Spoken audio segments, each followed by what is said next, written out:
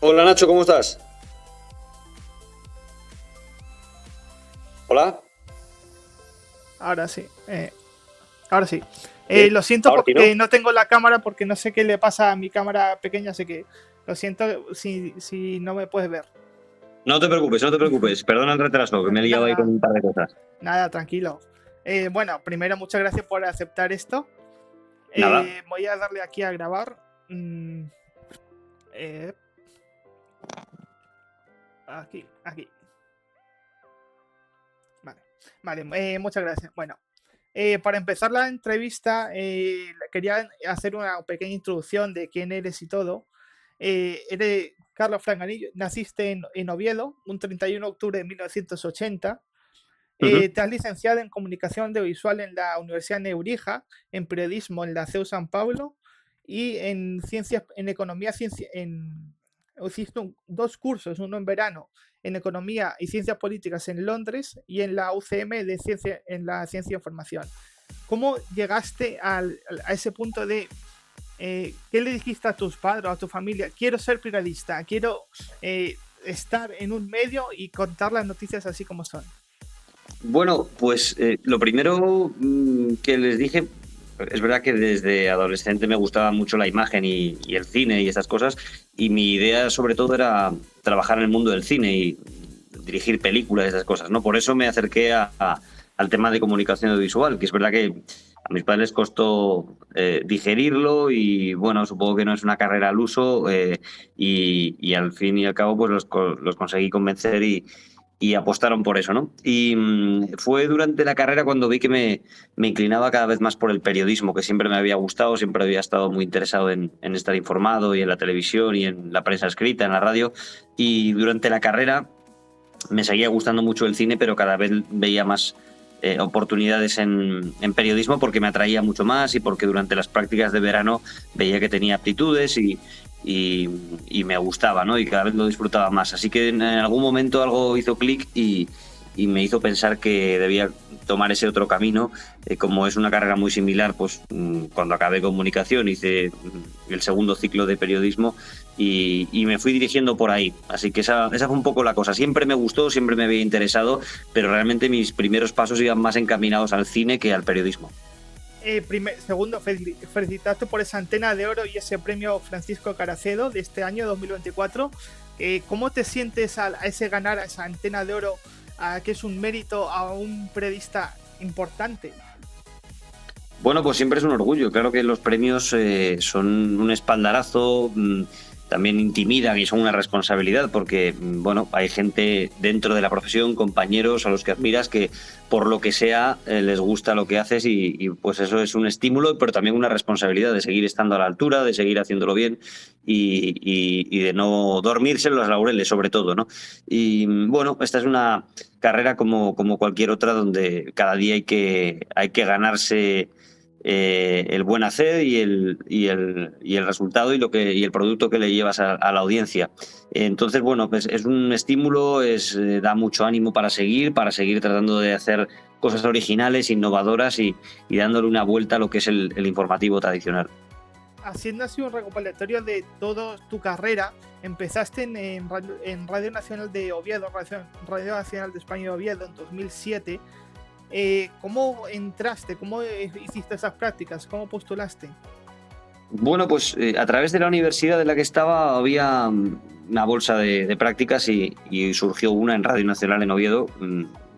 Pues la radio no la había probado demasiado y me apetecía. Y luego, pues bueno, eran unas prácticas de verano en mi ciudad pues bueno, que me pareció una muy buena oportunidad. Ahí estuve esos meses de verano con la suerte de que bueno, hubo una posibilidad después de estar con un contrato de beca, digamos, con un máximo de 2 años, que es lo que hice, y fue la manera, fue a través de esas prácticas de verano, después se dieron una serie de circunstancias donde hubo una vacante y pensaron en mí. Esa fue un poco la manera de entrar ahí. siguiendo en 2008, entraste ya postulaste a las posiciones de Radio Televisión Española, entrando primero en el programa de desayunos de Televisión Española. ¿Cómo fue? ¿Cómo entraste primera vez en Televisión Española? Un canal importante, en este caso Televisión Pública. ¿Cómo fue? Pues fue, la verdad es que muy impresionado y lo recuerdo perfectamente. Ese primer día lo recuerdo, vamos, como si fuera ayer. Y sobre todo los primeros días, las primeras semanas allí en los desayunos, lo recuerdo como un máster acelerado. Aprendí muchísimo. Yo no tenía demasiadas nociones de televisión. Sabía lo básico, sabía de periodismo porque ya llevaba unos años dedicándome a eso, ¿no? Pero había muchas partes técnicas de la televisión que se me escapaban y de repente en un mes estar ahí, tirarme a la piscina y aprender en un equipo pequeño pero muy profesional a unas horas intempestivas como son los matinales, pues para mí fue un regalo. Me aprendí muchísimo. Estaba allí con Pepa Bueno dirigiéndolo y con muchos compañeros excelentes. Me acuerdo de muchos de ellos, donde además tuvieron la dedicación y la delicadeza de dedicarme tiempo, de enseñarme y de darme algunas claves. Aprendí muchísimo en ese mes. Solo un año después, en 2009, te destinaron como enviado especial a Oriente Próximo, Turquía, en las elecciones de Alemania en 2009, 2010 en la crisis de Grecia. ¿Cómo fue ese salto de estar en un país como es España y alejarte a cubrir más en nivel internacional? Bueno, es verdad que en Turquía no me han enviado, no sé, eso no es así, pero el resto sí. Yo cuando entré en Televisión Española, es verdad que me preguntaron qué me gustaría hacer, ¿no? Y yo tenía muy claro que quería dedicarme a la información internacional y estar en el área internacional. Entonces, después de un tiempo en los desayunos, hubo posibilidad y me cambiaron al área internacional en el turno de fin de semana. Estuve una temporada muy breve en la semana y después ya me pasaron a fin de semana. Y ahí, pues bueno, fueron surgiendo coberturas, fueron surgiendo viajes, algunos por puro azar.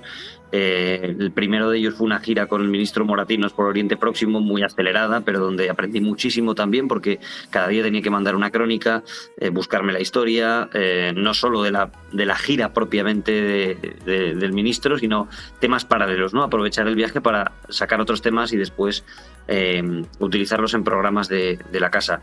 Y entonces eso me hizo pues conocer muy, muy claramente la experiencia del enviado especial, no solo dentro de una gira muy controlada, digamos, de un viaje organizado de un ministro, sino tratar de salirme de ese carril y en los huecos, en las horas muertas, buscarme otras historias, prepararlas, grabarlas y enviarlas a gran velocidad. Y ese ritmo tan trepidante del enviado especial, pues lo conocí mucho en ese primer viaje. Después surgieron otros, hubo algunos que fue por pura suerte, donde estaba en la redacción un fin de semana, surgía algo y alguien tenía que salir pitando y era la persona que estaba allí. A veces es por puro azar, ¿no? Pero bueno, hay que aprovechar también esas oportunidades. Más tarde, en 2011, concretamente el 1 de enero, ya te destinaron como corresponsal de los informativos de Radio Televisión Española en Moscú, donde cubriste las protestas de Kiev, la caída de Víctor Yanukovych, la anexión de Crimea, el levantamiento de Donetsk y Lugansk. ¿Cómo viste esa situación? Y con respecto a la actualidad, que ahora mismo se está llevando a cabo otro levantamiento, ¿cómo ves eso de cara al futuro? Bueno, pues es verdad que lo que ocurrió en aquellos años encierra gran parte de las claves de lo que ocurre ahora. Yo tuve la fortuna periodística y profesional de cubrir esa historia tan compleja que se desarrolló durante mucho tiempo, cuando ya tenía un cierto bagaje en la zona. Ya llevaba casi 3 años en Moscú como corresponsal, conocía un poco la región, conocía un poco las claves y eso me dio una seguridad también a la hora de abordar una crisis tan complicada como fue aquella, ¿no? Que tuvo muchísimos giros. Evidentemente, pues para mí fue la gran historia que he cubierto, porque durante más de 6 meses estuvimos yendo continuamente a Kiev, a otras zonas de Ucrania, donde vimos cómo se desarrollaba esa crisis delante de nosotros. En Crimea, cuando las tropas rusas iban tomando la península, en el levantamiento prorruso o instigado en parte por Moscú en Donetsk, en Lugansk y todas esas zonas que siguen ahora en una situación muy complicada, y me permitió entender ese mundo nuevo donde Rusia ya es una potencia que quiere tener la voluntad de de enfrentarse a Occidente, cueste lo que cueste, y un país con una complejísima historia donde hay muchos intereses entrelazados, ¿no? Donde Occidente también estaba apostando muy fuerte para atraer a Ucrania a su zona de interés, a su zona económica, donde Rusia no iba a permitir que eso ocurriera, y ese choque entre Occidente y Rusia explicaba aquella historia y explica mucho lo que pasa ahora también. Con respecto a este tema, también fuiste enviado especial en Kazajistán, Kirguistán, Japón en la catástrofe de 2011 y Noruega en la matanza de Oslo 2011, ya estando ahí como corresponsal en Moscú. Esos catástrofes, sobre todo la de Japón, ¿cómo la viviste? Porque de todo lo que tengo aquí, es como una catástrofe natural, excepto esta Dana. ¿Cómo la viviste en primera persona? Pues fue una cobertura muy extraña. Estábamos los equipos, estaba el equipo de Almudena Ariza, que era corresponsal en Pekín en ese momento, que estaba en la zona más devastada. Yo estaba, digamos, en la retaguardia, yo estaba en Tokio, en esas, fueron, creo, si no recuerdo mal, casi un mes en mi caso, unos 27 días, con historias todos los días, con directos a horas muy complicadas, porque claro, el horario es totalmente lo opuesto. Y fue una cobertura muy interesante y muy especial también, porque al margen del componente del tsunami, que era devastador y que, bueno, arrasó, si no recuerdo mal, unas 15.000 vidas, luego estaba el componente de Fukushima, de la central nuclear que se había visto afectada por el tsunami, que había riesgo de explosión, habían habido problemas en un par de reactores y había un gran miedo a una enorme fuga radiactiva, ¿no? Entonces, digamos que fueron varias crisis en una, y esa parte de la radiación, del miedo a la radiactividad, tuvo un enorme interés también, ¿no? En parte por el desconocimiento que producen estos temas de la energía atómica y de la radiactividad. Entonces, lo viví de una manera especial porque desde España mi familia estaba realmente preocupada. A lo mejor luego has estado en otros sitios más difíciles o más peligrosos y no se percibe ese mismo grado de peligro, pero el tema radioactivo es muy llamativo y lo recuerdo, pues bueno, con algún momento de tensión al hablar con mi casa y con la preocupación, ¿no? Pero como cobertura fue espectacular, quiero decir, fue una experiencia impresionante estar en un país como Japón durante tanto tiempo, tratando de sacar crónicas todos los días, cómo afectaba el tsunami, cómo afectaba la radioactividad a diferentes sectores, ¿no? ¿Cómo, de cara a este nuevo periodismo que nos estamos adentrando con realidad inmersiva, inteligencia artificial, cómo nos afectará eso en un futuro a nosotros, los nuevos periodistas y los actuales? ¿Cómo nos afectará? Porque ya hemos visto que ¿dónde es? En Indonesia, que ya hay un periodista, una periodista porque es una mujer, que ya da informativos en inteligencia artificial totalmente automático. ¿Cómo afectará de cara a nuestro futuro? La verdad es que no lo sé. Quiero decir que el futuro está por ver y evidentemente hay algunas corrientes que me parecen preocupantes y otras que me parecen muy estimulantes, ¿no? Yo creo que va a ser tratemos de que sea un equilibrio y de que esta tecnología nos permita sacar algo beneficioso. Sin duda, yo creo que muchas cosas beneficiosas están por venir, otras ya están delante de nuestros ojos, y también hay riesgos, como cualquier revolución tecnológica. Pero yo creo que no hay nada escrito y que todo ha de depender en gran parte de los periodistas que vayáis llegando y de los que estamos ahora todavía durante un tiempo, por supuesto, pero yo creo que el gran reto es adaptar esas tecnologías a nuestro interés, pues que puedan encargarse de tareas más rutinarias, más menos atractivas o que no aporten tanto valor añadido humano como pueden aportar otras, ¿no? Entonces, si logramos descargar en el periodismo y en otras facetas de la vida ese peso de lo más tedioso en la tecnología y nosotros apuntar ese grado de brillo y de humanidad y de cercanía, pues posiblemente saquemos algo beneficioso. Si por el contrario la industria va delegando cada vez más en la tecnología en detrimento del ser humano, pues entraremos en un mundo aún más ruidoso y más complejo. Pero yo pienso que, y esto ya es una reflexión personal, que el factor humano en la comunicación siempre va a ser decisivo. Es decir, me cuesta creer que en el futuro vamos a confiar nuestra necesidad de información en robots, en seres artificiales, ¿no? Yo creo que el ser humano aporta ese grado de credibilidad y de responsabilidad, porque si se equivoca sabes quién lo ha hecho y tiene que pagar por ello, ¿no? Aunque sea en su desprestigio. ¿Crees que afectará esta subida al poder con un cargo importante de Elon Musk, teniendo el control de Twitter de la desinformación las redes sociales? Porque hemos visto Hombre, yo creo que que es un poco loco, entre comillas, pero... bueno, yo no me atrevo a juzgar a Elon Musk más allá de lo que veo, ¿no? Pero pienso que es verdad que es una concentración de poder que pocas veces se ha dado en la historia, por lo menos con un papel tan visible. Es verdad que siempre ha habido magnates muy influyentes en la política mundial, ¿no? Y los hay de otro signo, ¿no? Elon Musk no es una novedad en ese sentido, quizá es una novedad en su capacidad de proyectar mensajes, de crear, de provocar, etcétera, ¿no?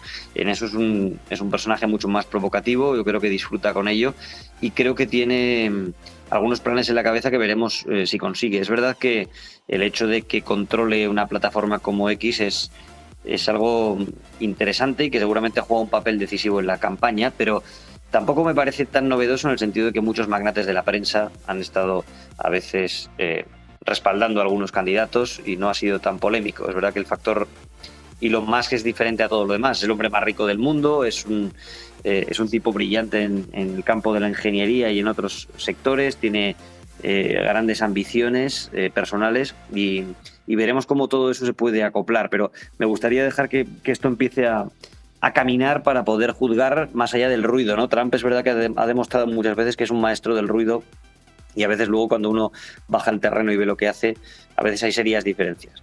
Sí, porque con respecto a Trump, estuviste como corresponsal en Estados Unidos, más concretamente en Washington, D.C., desde el 1 de julio de 2014 a 2018, coincidiendo con esas presidenciales en 2016, con la subida de Trump su primer mandato. ¿Cómo viste a ese nuevo presidente? Porque en ese 2016 era nuevo presidente, las políticas que implementaba con respecto a lo que está haciendo ahora, o lo que va a Vale, hacer. si no te importa, Nacho, te tengo que contestar a este y me tengo que ir, Ah, pero vale. discúlpame. Pero Nada, te nada. digo, la experiencia fue muy interesante profesionalmente porque vi pues un líder político al que se ridiculizaba al principio, como era Donald Trump, y sin embargo, quienes no habían entendido el cambio era todo lo demás, ¿no? Él tuvo el talento, si se quiere llamar así, de leer una serie de cambios sociales y una serie de cambios en la comunicación que le favorecieron enormemente por su carisma personal, por su manera de ser, por su falta de escrúpulos muchas veces, por su ánimo de romper las reglas, de no respetar el decoro y una serie de reglas que antes no estaban escritas, pero que siempre se respetaban, y esa audacia y ese conocimiento de los nuevos medios de comunicación y de algunas corrientes subterráneas que había en la sociedad americana le hicieron entender mucho mejor la jugada y disponer el terreno a su favor. En ese sentido, yo creo que él veía más allá de lo que estaban viendo todos los demás al principio cuando se ridiculizó al candidato Trump. Fue eliminando a uno tras otro, ¿no? Y yo creo que eso fue un gran aprendizaje porque ese modelo Trump se ha acabado imponiendo prácticamente en todos lados. Lo ha ido contagiando todo, y lo digo por desgracia, porque creo que se ha perdido una serie de reglas en el comportamiento institucional que no debían haberse perdido y que son muy corrosivas y que tienen una gran importancia también en el debate público. Y yo creo que eso se ha contagiado no solo en el ámbito de Trump, ha ido muchísimo más allá. Yo creo que en la política que todos vemos todos los días hay elementos trumpistas en cómo se dirigen al votante, cómo sortean a los medios de comunicación, cómo atacan a veces a los medios porque eso les trae beneficios. Y haberlo visto en primera fila, ver cómo germinaba ese movimiento que después ha tenido tanta trascendencia, para mí ha sido muy útil. Vale, pues te voy a dejar porque tienes que irte. Muchas gracias de nuevo por aceptar esta entrevista y ojalá puedan vernos algún día ahí en reacción o en algún sitio. Muchas Claro que sí, gracias. cuando quieras, Nacho. Vale, Un abrazo. adiós. Hasta luego. Hasta luego.